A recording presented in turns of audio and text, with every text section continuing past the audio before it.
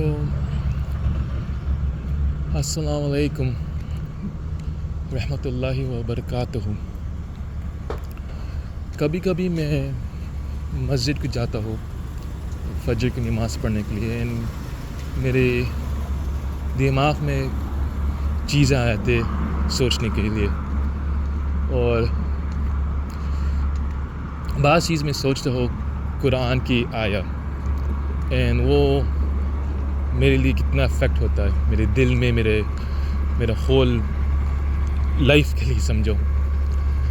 اور میں یہ آیا میں آپ سے شیئر کرتا ہوں قرآن کی, یہ سورہ الحدید کی, اور یہ ہے آیت 12, 13 اور 14. اینڈ میں یہ بات میں سوچتا ہوں کیونکہ اس کے ریلیونس ہے جس میں مسجد کے لیے جاتا ہوں, اینڈ اس کی بڑا میننگ آپ سوچو.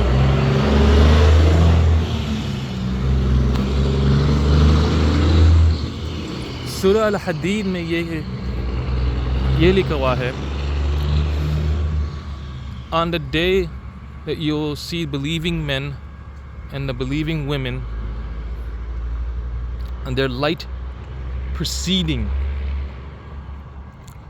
before them and on the right, and you will see good tidings today, and the gardens beneath which rivers flow, wherein you will be abiding eternally. That is for the great attainment.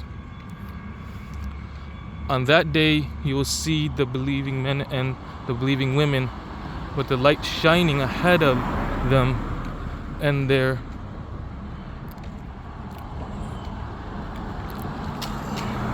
on their right they will be told, today you have good news of gardens under which rivers flow, for you will stay in forever, and this is truly an ultimate triumph. On the same day the hypocrite men and the hypocrite women will say to those who believe, wait for us that we may acquire some of your light, and they will be said to go back behind you and seek light, and a wall will be placed between them with a door, its interior containing mercy, but the outside of its torment. On that day the hypocrite men and the hypocrite women will beg the believers, wait for us so that we may have some of your light, and will be said mockingly, go back to the world and seek light there. Then separating wall with the gate will be erected between them. On the near side will be grace, and on the far side will be torment, and this wall is said to be the barrier of Al-Araf, between the paradise and hell. And then they, the hypocrites, will call them, the believers, weren't we not with you? They will say, yes, but you afflicted yourselves and awaited misfortune, and doubted with wishful thinking, deluded you until they came the command of Allah Azza wa Jal, and the deceiver, i.e. the shaitan, deceiving you concerning Allah Azza wa Jal. تو معاف کر دے, میں اتنا میں اردو میں نہیں کر سکتا ہوں, مگر میں سب چیز یہ آپ کو سمرائز کرتا ہوں. تو بیسکلی یہ آیت کہتا ہے قیامت کے دن میں مومن لوگ کے لیے ایک نور ملنے والی ہے,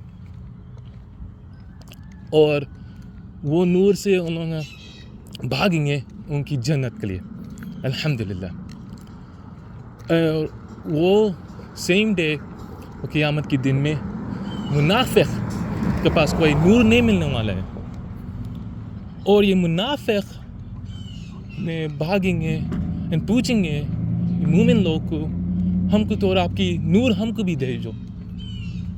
مگر مومن لوگ بولیں گے جا دنیا میں جا کے آپ کے خود نور لے لو. تو یہ ہم لوگ کہتے ہیں یو اونلی لیو ونس بولتے ہیں, تو اس کے مطلب یہی سمجھو, کیونکہ جس دن قیامت کے دن آئیں گے ختم. تو میں یہی چیز بہت سوچتا رہتا ہوں, کیونکہ آگے سے یہ منافق کہتے ہیں مومن لوگ کو کیا ہم آپ کے ساتھ نہیں تھے, اور یہ مومن لوگ کہیں گے ہاں ہمارے ساتھ تو تھے, مگر فرق تو یہ تھا آپ لوگ آپ کی دنیا میں پھنسے ہوئے تھے, اور ہم ہمارے آخرت کے لیے تیاری کر رہے تھے. مطلب یہ ہے منافق لوگ ہمارے قریب رشتہ دار ہو سکتے, ہمارے بھائی بہن, بیٹے بیٹیاں, ماں باپ, ہمارے سچی دوست بھی ہو سکتے, مگر فرق یہ ہو سکتا ہے جس مومن لوگ ان کی دین کے لیے خیال کرتے, ایسی سمجھو فجر کے لیے اٹھ کے نماز پڑھنے چاہتے, وہ لوگ ان کے ماں باپ کا خدمت کرتے, وہ لوگ ان کے بھائی بہن کے لیے خیال کرتے, ان کی میاں بیوی ان بچے کے سب چیز دیکھتے. مطلب اللہ عز و جل کے حکم کو کوشش کرتے فالو کرنے کے لیے. تو انشاءاللہ وہ لوگ کو نور ملے, وہ لوگ ان کی جنت کے پیچھے جا سکتے. مگر یہ بھی لوگ ہوتے ہمارے اون رشتہ دار, سمجھتے ہیں ہم مسلمان ہیں, مگر فجر کے لیے نہیں اٹھتے نماز پڑھنے کے لیے, کوئی ماں باپ کا خدمت نہیں کرتے, کوئی گھر کے خیال نہیں کرتے. تو یہ اللہ عز و جل کہتا ہے یہ وشفل تھنکنگ ہے, اور یہ ڈاؤٹ آتا ہے کیونکہ لوگ ان کی اون نفس کو, ان کی ایگو کو, ان کی اون سیلف کو سمجھو